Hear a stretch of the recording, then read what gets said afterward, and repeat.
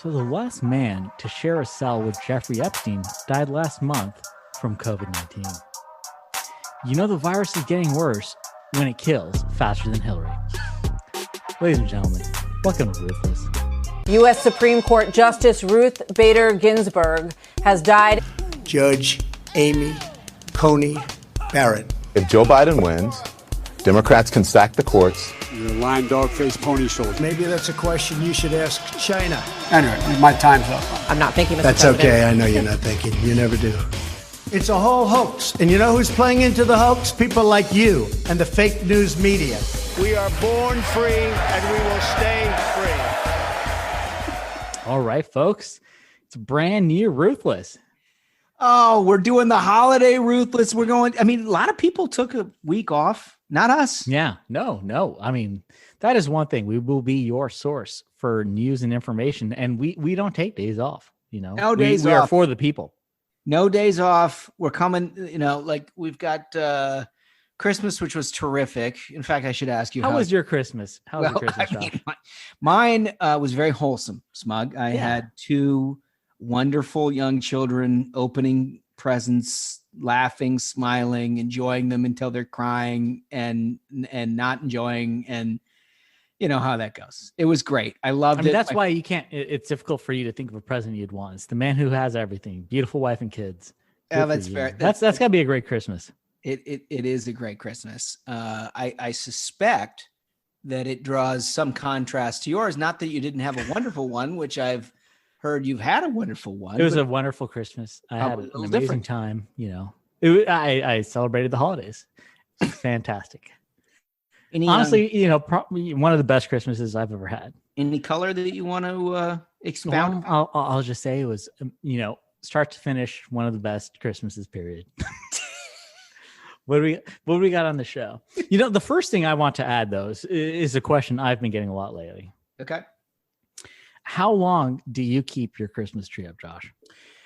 That is such a good question because I have had a neighbor previously that a couple of years ago, they put up two trees, gorgeous trees. You could see them from like a block away in their main window. And they kept these suckers up until like March, right? Which I think is gratuitous and lazy. But on the other hand, I don't think you need to rip it down right after Christmas Day. I think you've got a window there. A lot of people like to enjoy it through New Year's. You know, there's people that talk about the 12 days of Christmas. You can go to the 6th of January if you need to, but it needs to come down in early January. I agree. Yeah. So, I mean, I'm a very stickler for rules. So typically I would think, you know, you've got a couple of days. The problem is it's great. No one is against having a Christmas tree. It makes every home happier. Like you have a beautiful tree, you've got lights, you got angels. Who doesn't like having it there? It adds to the ambiance. My Christmas tree is still up. I'm fortunate. It's a bit of a belated celebration. I've got family in town. My mother and my sister are visiting, and I kept my tree up just because I wanted to keep their presents under it. You know, if you're having a belated holiday, keep the tree up. Yeah, well, you know, if you're celebrating later, not everybody this year could celebrate right on Christmas morning. True. Right? So Absolutely. I mean, that makes a ton of sense. Now they could have, in your case, celebrated at any point from like Labor Day on in, right? Yeah. I mean, this tree. I'll tell you, it's been up for a while. Like I think it's far. You know, you've got more leeway on when the tree goes up than when it goes down. Easily. I think that's right. In my book, also, the Christmas music, you need to start fading that out. Yeah. You know, that's a good point. I think Christmas music goes before the Christmas tree. I think that's right. Yeah. I mean, who's listening to carols on December 29th? Yeah. It's a bit weird. Yeah. Yeah. And you also need to, we did, you know, everybody's got a different trash day, obviously, depending on where you live. And we had the good fortune of providing the kids with a fair amount of presents this year and just humiliating ourselves in our neighborhood with the amount of trash that we throw out. That's the way to do it. But like, you got to kind of like mask it. You can't put it all out at once. Otherwise you really are. Your house is going to get robbed. They're like, okay, so these guys got a TV and a PlayStation 5 and an Xbox. Okay. So I think you got like This is the one we hit.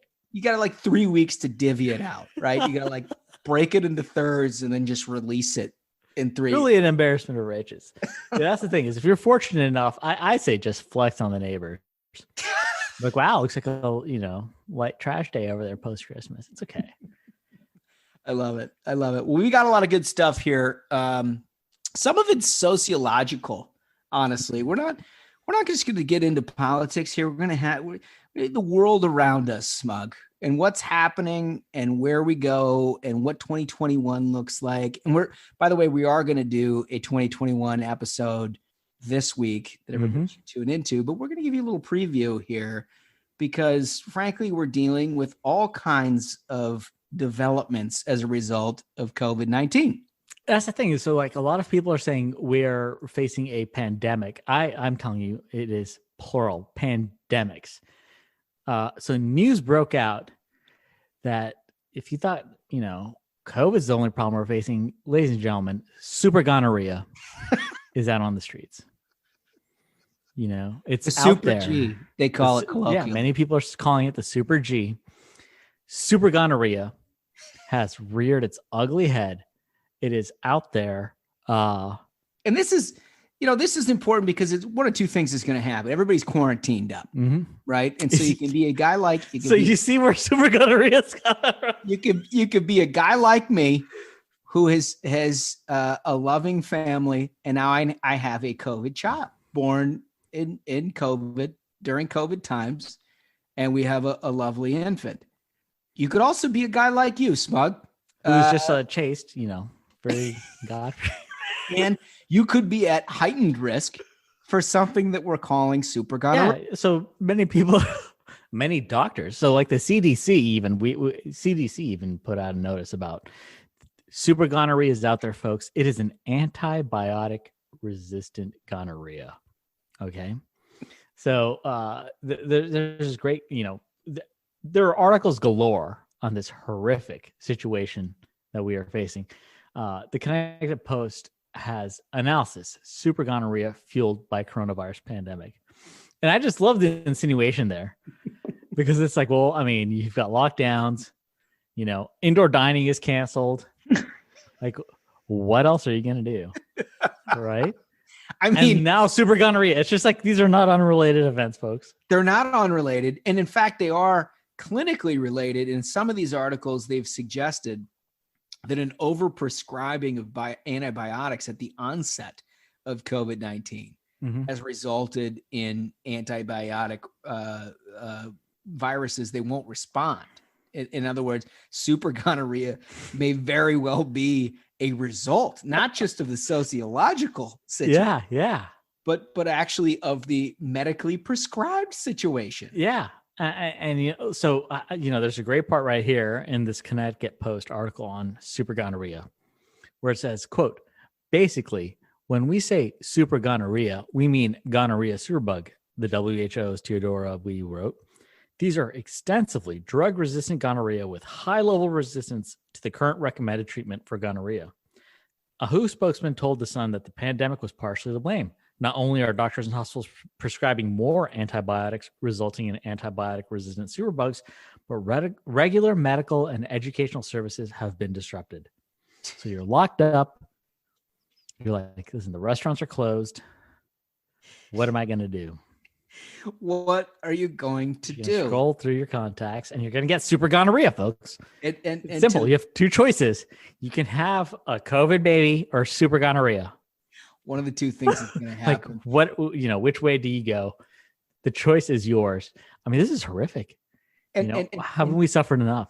To my high school buddy who'd processed the more traditional version of this dreaded disease, the non-super strain, on a hunting trip in the late 90s, I just say to you, sir, you're a lucky man that in 2020 you find yourself in a very different situation. That is tough. That's tough.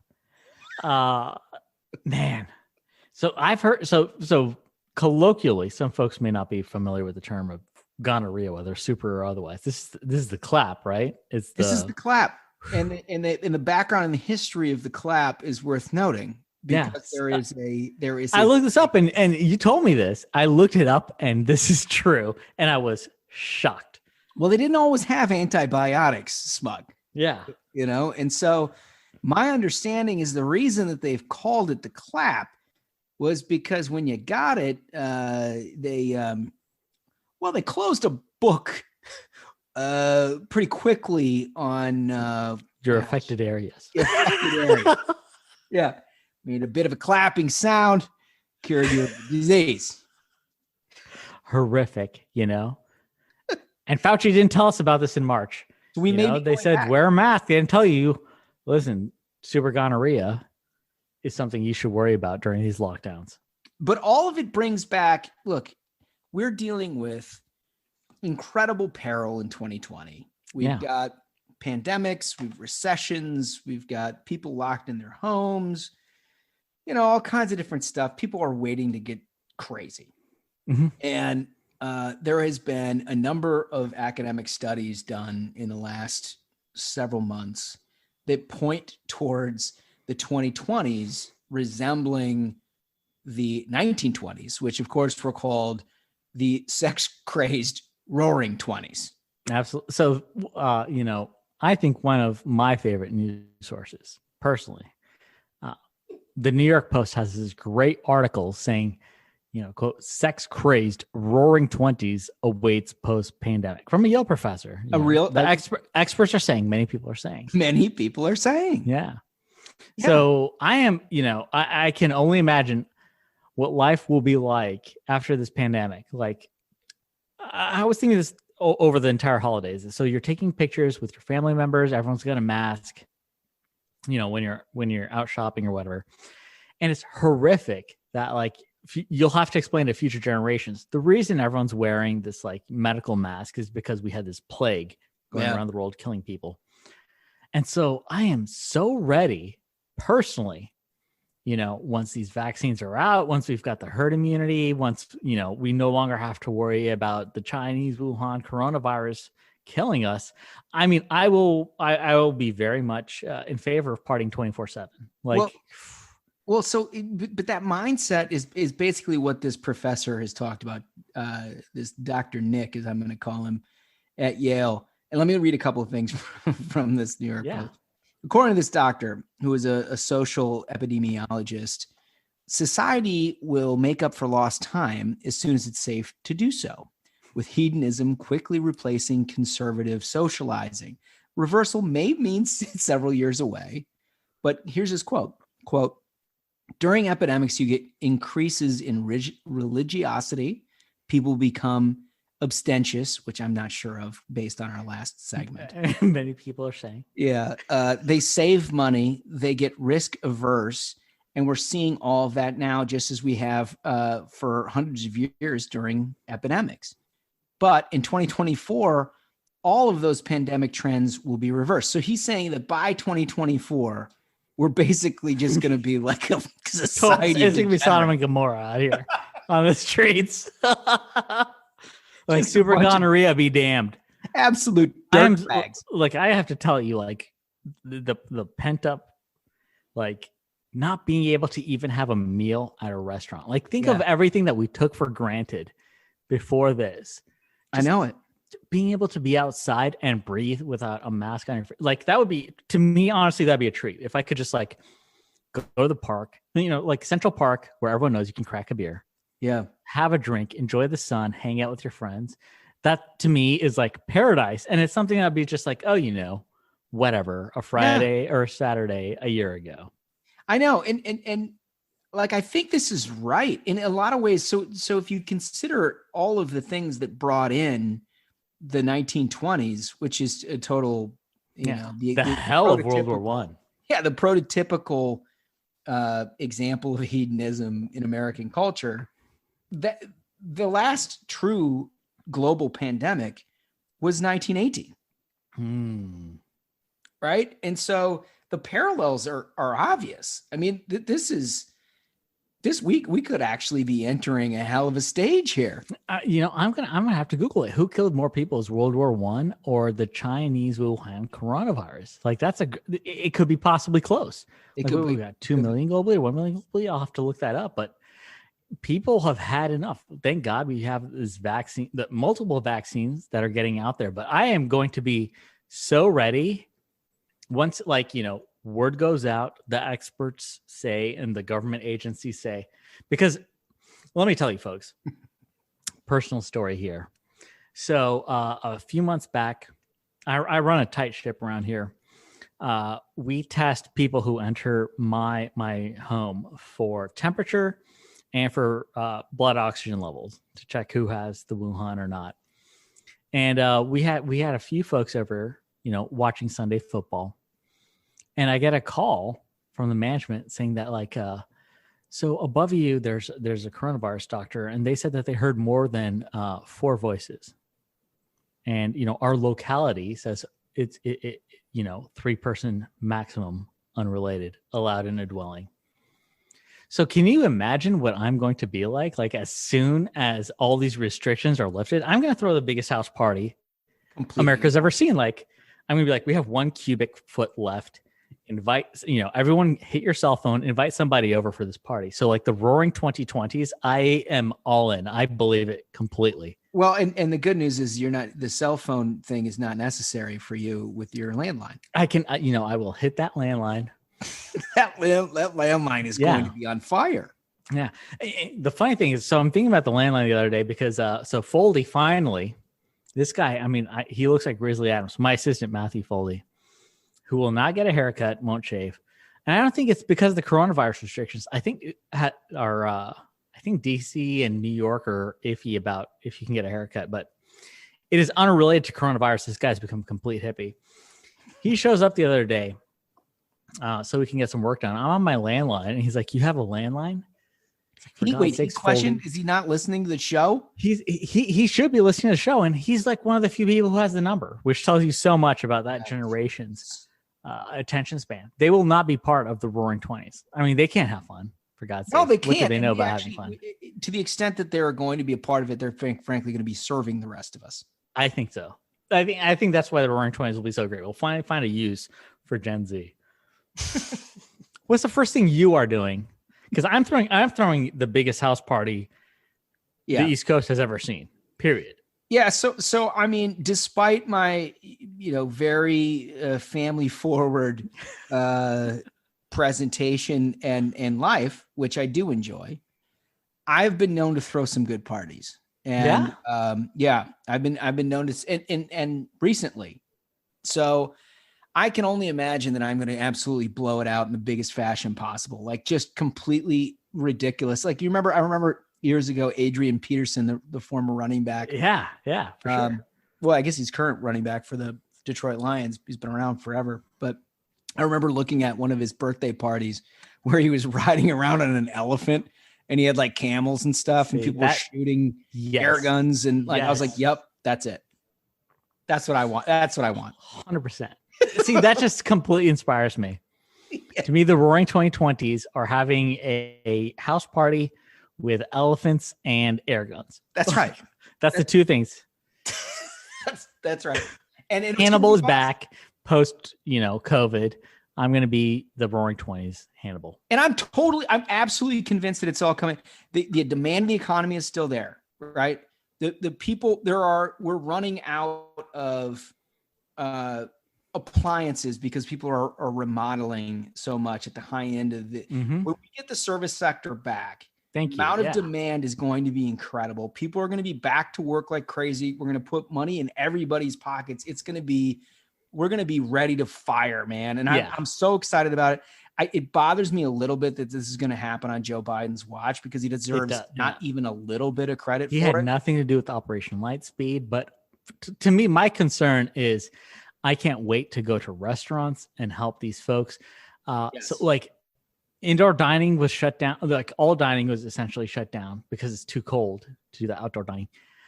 So I went last possible night, had a great dinner because these folks are do what you can. Folks, do what you can. And different places have different rules. If you can still go inside and you feel safe doing it, and you don't have vulnerable people within your family, go ahead and do it.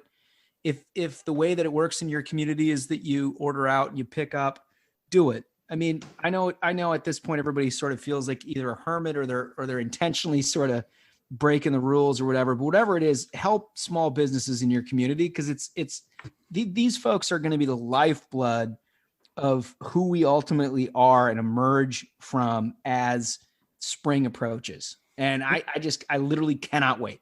I'm going to use my, what little clout that I have. Speaking of small businesses and delivery and such, for my Christmas Eve. So I spent my Christmas Eve in Washington, D.C. And Joe's, the seafood place, very famous place. They are putting out all these stories about how they had the Christmas Eve dinner available. Put in the order, you can get the whole 9. I put in the order, on the little app, it says the delivery guy showing up. He's like a minute away and it says your delivery's been canceled. No. So Joe's, here's the thing. So then I hit up Filomena, wonderful Italian place, folks. They got a wonderful Christmas Eve meal here to me in 45 minutes. Whoa. So was it the delivery? Filomena, I love you. I have no idea who's responsible for it. So I'm not going to cast aspersions. All I'm going to say is, God bless you, Filomena. That meal was delicious on Christmas Eve for someone who was hungry. Oh man. Well, it's really great, but whatever your community is, you've got to, support the restaurants as much as you can. Cause I mean, they have a tough break, especially in New York where Cuomo and de Blasio have pretty much done the worst possible job you can to support, folks trying to make a living. Yeah. And here's the thing. If you're in this industry and, you think we can help you, shoot us a note, man. Yeah. You're in the comment section on where you get your podcasts or on Twitter or whatever. Ruthless is happy to help because this is we're all in this. Obviously, I don't want to sound trite, but we really are. And the light is at the end of the tunnel. We are 2021 is going to be a rocket ship. Yeah, truly. And I love that point. I think that's the takeaway for me about the theory of the roaring 2020s is I want to get folks in the service industry. I want to get everyone in retail. They need to be getting what they are due for what they've lost over these lockdowns. We got to help those folks. Absolutely. If we have one area that could prevent us from becoming everything that we can, it's the fake news media. Absolutely. Which brings us to our next segment. Absolutely. And that's why folks listen to our shows, because we will tell you what the fake news media will not. And this is a bombshell. This one's a burner, and it's perfect because it follows everything that we've been talking about for 2 months in Georgia. Mm-hmm. How literally nobody locally, nobody nationally is reporting anything on these 2 idiotic Democrats.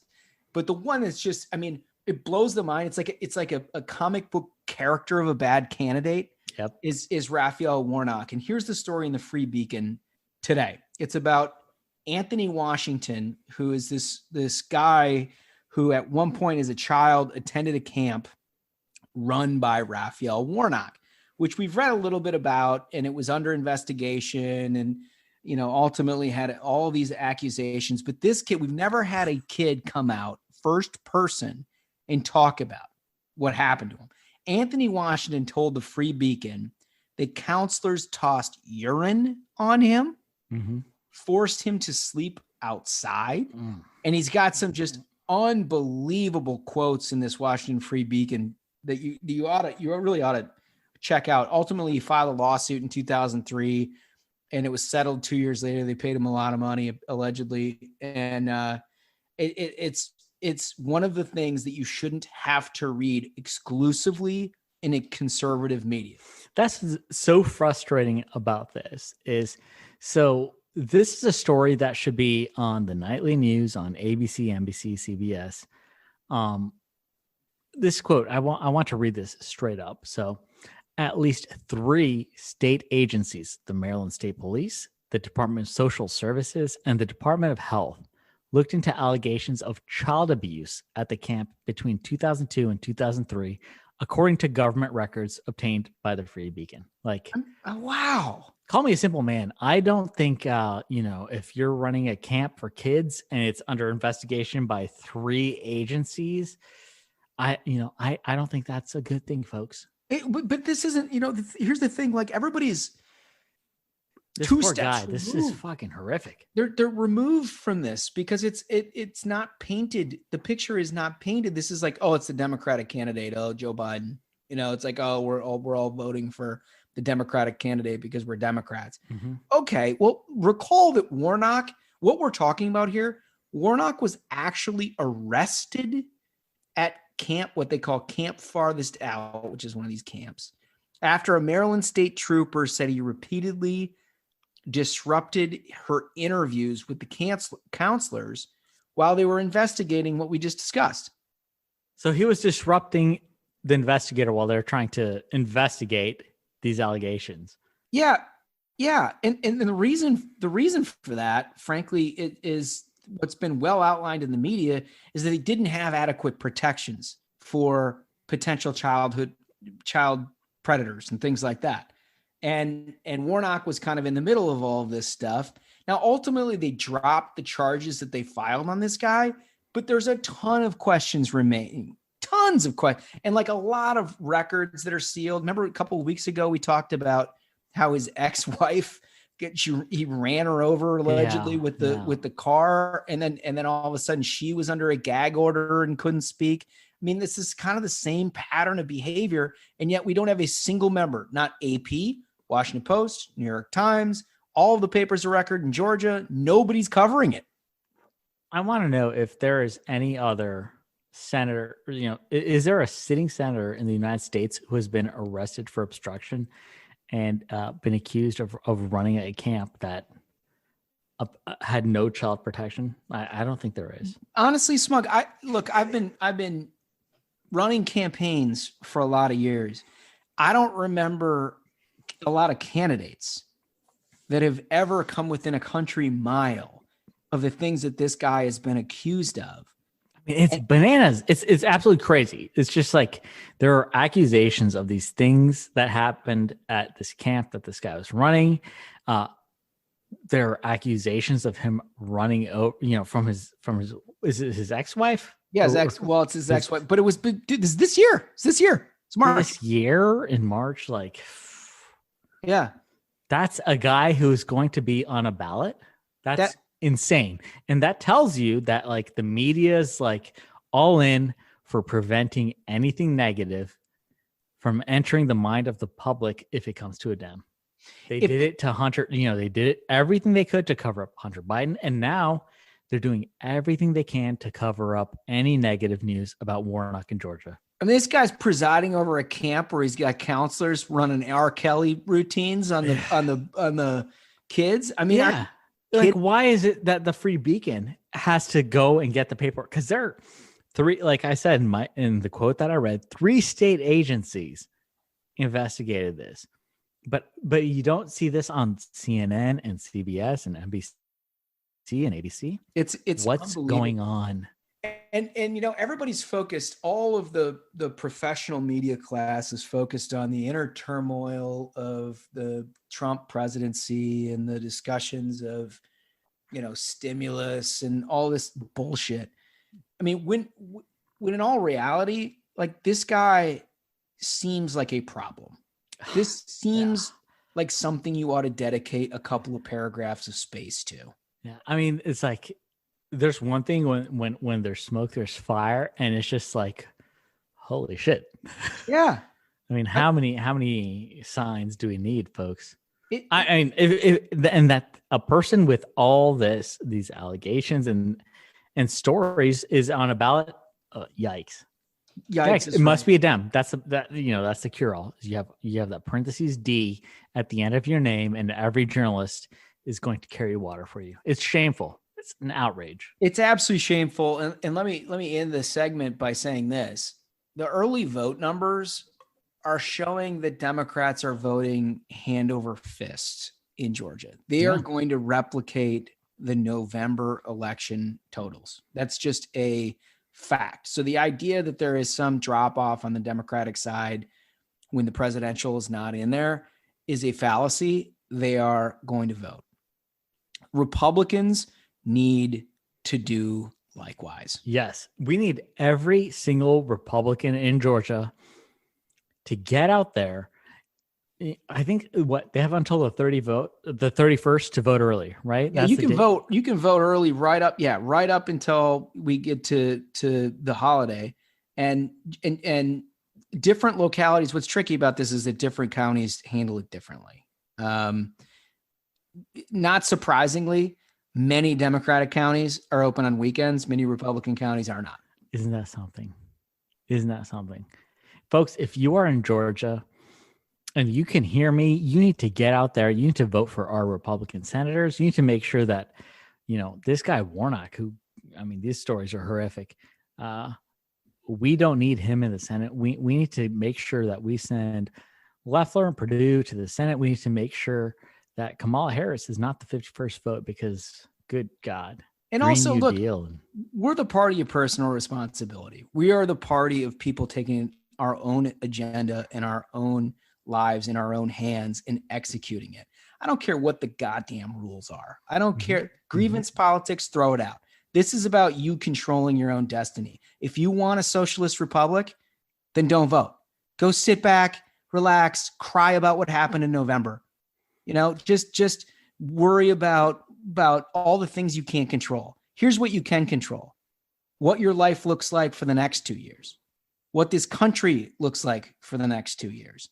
If you have any interest whatsoever in conservative governance at all, go out and vote. We can talk about all of our differences later. We can figure all that out in the interim. And trust me, I am certain that we will.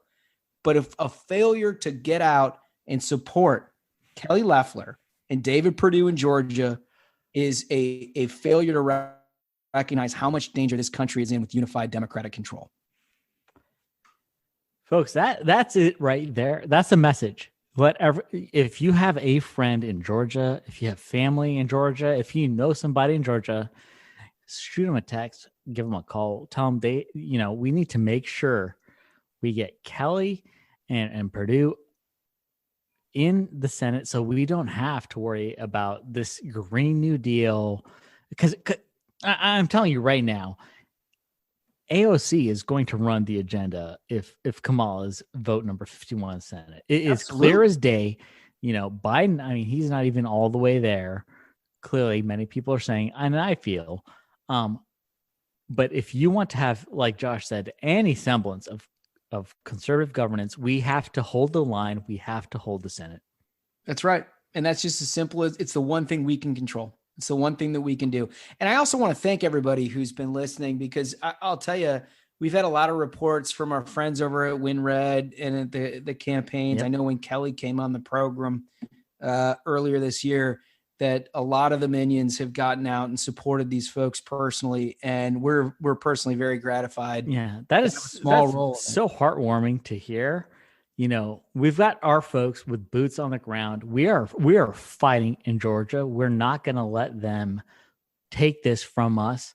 We're going to get out there. We've got our folks on the ground who are just like the NRSC and the campaign folks. I talk to them daily, and they are grinding. They're going to leave nothing on the field. Every ounce of strength they got, those folks are fighting. Can I put a little texture on that? Because I've spent an awful lot of years in Republican leadership, and everybody has a tendency to think of party committees and party leadership as sort of establishment hacks and, these Washington perennial people. The kids who are out there killing it right now, they're 22. Yeah. Yeah. They're idealistic. They got into it for the right reasons. They are busting their asses. They are trying to make our country a better place. So if we all have our personal differences about where the party goes from here, we can work that out.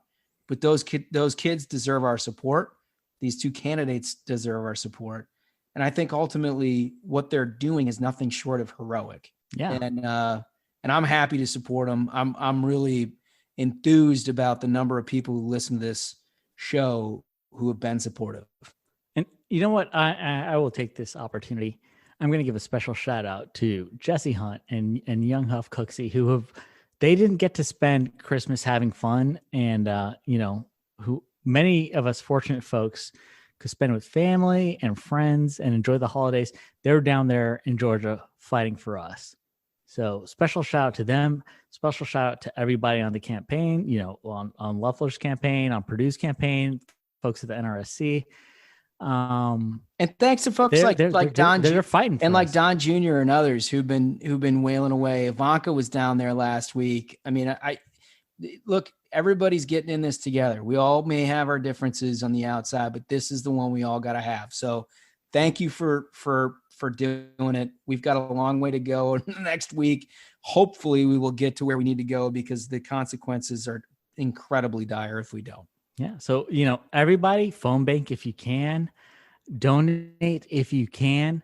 And if you're in Georgia, cast those ballots. We need to make sure we hold on, we hold the line in the Senate.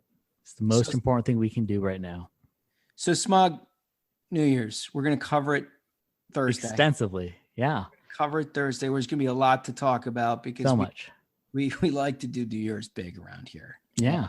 And I think it should be especially big considering the horse shit that we went through in 2020. I'm going to have like the biggest 2-person New Year's party ever in history. It's going to be phenomenal. I'm going to Zoom the hell out of people. Yeah. It's going to be so great. I'm looking forward to it. That's going to be a really great episode on Thursday, but this was also a very great episode. Thank you all so much for all your support. Our numbers, so far above what I could have imagined. We talk about what we're grateful for ahead of the new year. I am so grateful for the support that this show has gotten.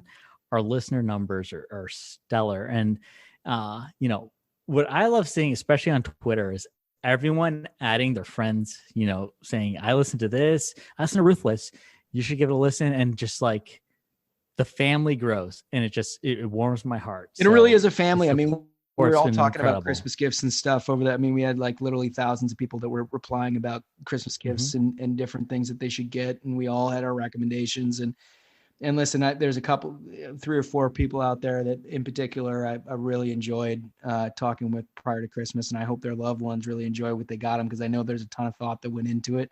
But that's what Ruthless is all about. It's this little community that's going to grow into a massive movement. Just you wait and see. Yeah. That's wonderful. I love that. That's a hopeful look forward for the next year. And the Thursday episode on New Year's is going to be phenomenal. So until next time, minions, keep the faith, hold the line, and own the libs. We'll see you on Thursday. Stay ruthless.